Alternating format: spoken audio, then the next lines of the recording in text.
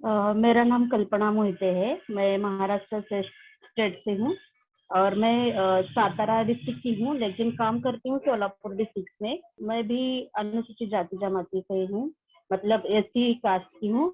और मुझे पता है कि जब कैसे जाति के आधार पर हमें जो हिंसा हो रही है, और जो मैंने एक केस हैंडल किया था 2007-8 में। वो केस था पारधी कम्युनिटी का। उसमें एक लड़की के रेप केस हो गया था खेत में, वो जहाँ पर जा रही थी मांगने के लिए। तो वहां पर एक दो लड़कियों ने उसके साथ रेप किया था। उस केस के बाद ही मैं इसमें ज्यादातर हो गए, लेकिन ज्यादातर हम कौटुंबिक हिंसा महिलाओं के साथ काम कर रहे थे। इस तरह से हम संस्था के माध्यम से डॉक्टर अंबेडकर सेतु का संशोधन संस्था जो है यहाँ मुंबई में काम कर रही है, वहां पर हम काम कर रहे हैं। तो इस संस्था के माध्यम से हमको ये प्रेरणा भी मिली।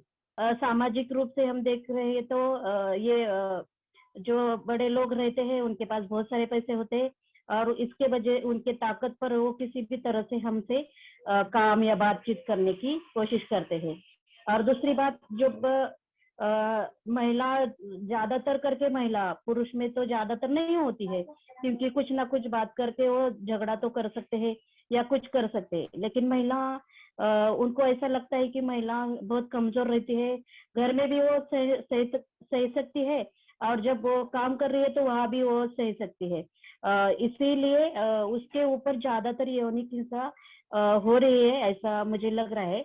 अभी तो हम सोच देख रहे हैं, कायदे कानून तो बहुत सारे हो रहे हैं, लेकिन उसमें ज्यादातर बहुत सारे घटनाएं ऐसी रहती है कि उसका, कुछ महिलाओं का तो ऐसा भी होता है कि वो उसके ऊपर यौनिक हिंसा उसके पति के साथ, पति ने भी किया है और उसके दोस्तों ने भी किया है, और उसने कोई और लड़कियों के साथ भी कर दिया है।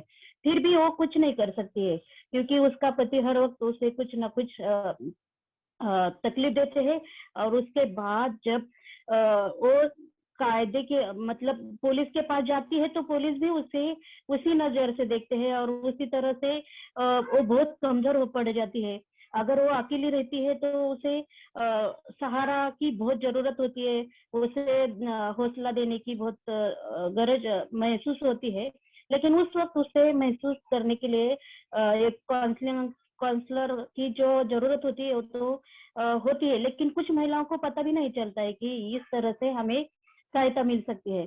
इसीलिए वो ज्यादातर वो हिंसा के अंदर और ज्यादा बढ़ जा रही है। मतलब वो उस केस में, और मतलब जैसे कि हम बोलते हैं कि उसके पति ने भी किया, उसके दोस्तों ने भी किया, पुलिस वालों ने भी किया, और कुछ कभी कभी तो वकील लोग भी करते हैं।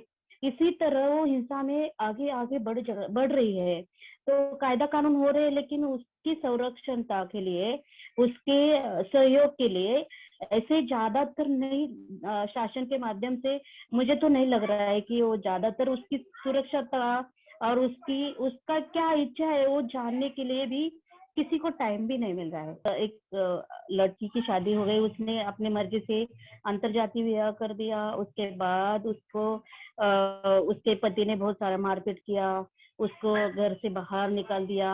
उसके बाद उसकी माँ के पास गए तो माँ ने भी उसका सौदा किसी और के साथ किया, लेकिन उससे बताया नहीं कि वो क्या क्या कर रही है करके। उसे ऐसा ही बता दिया कि आपको इंटरव्यू के लिए जाना है, काम के लिए जाना है, और उसका 2 दिन के लिए उसका रेप हो रहा था। और दूसरी बात, जब वो वहाँ, उसके पास किसी का नंबर नहीं था, वो किसी को सहायता नहीं मांग रही थी, तो उसने उसी पति को बोल दिया। तो उसके पति ने भी उसके साथ बहुत सारा गंदा सलूक कर दिया, और उसी तरह से उसको, मुझे ऐसा लग रहा है कि उसको, उसकी इच्छा नहीं थी केस करने के लिए, लेकिन जब मैंने उससे बात किया, उसके साथ काउंसलिंग किया, तो वो तैयार हो गई कि वो केस दाखिल करने के लिए। अभी तो हमने उषा का केस जो हमारे साथ चल रहा था ना, उसमें तो हम आप सबको हमने बोल दिया है। लेकिन जैसे ऐसे केसेस होते हैं ना, तो उनका फोन नंबर नहीं होता है, और ज्यादातर उनको ढूंढना बहुत मुश्किल होता है, क्योंकि अभी आज उसको यहाँ देखा है किसी ने, और नहीं तो हम वहां जाएंगे तो वो कल नहीं रहती है। शाम को जब हम जाते तब भी नहीं रहती है। इसी तरह से हमें इसमें बहुत सारी दिक्कतें होती है, और बहुत सारा मतलब हम जहाँ रहते हैं वहाँ से वो पीड़ित महिला अलग जगह रहती है, उसे ढूंढना, उसे ये करना। और लोग कभी कभी तो ऐसा भी हो जाता है कि उस गांव में के लोग भी बताने के लिए ये करते हैं, मतलब वो डर जाते हैं, नहीं बताते हैं। ऐसा भी मुझे दिक्कतें आती है, ऐसा हो रहा है। तो उसमें ज्यादातर टाइम लगता है इस केस में, ऐसे केसेस में। तो उसमें जो भी मतलब जैसे कि हम उनके माध्यम से रिकॉर्डिंग करना हो, या कभी कभी तो रिकॉर्डिंग करने के लिए वो खुद ही तैयार नहीं होती है, कभी कभी वो खुद तैयार होती है, और उसके पास से हम जो लिख कर लेना पड़ता है, सहमति पत्र लेना पड़ता है। तो उसी से माध्यम से हम उसे आगे और कैसे ले सकते हैं, इसमें मुझे ऐसा लग रहा है कि उस अभियान के माध्यम से सहायता और उसके डॉक्यूमेंटेशन रखना ये बहुत जरूरी रहता है।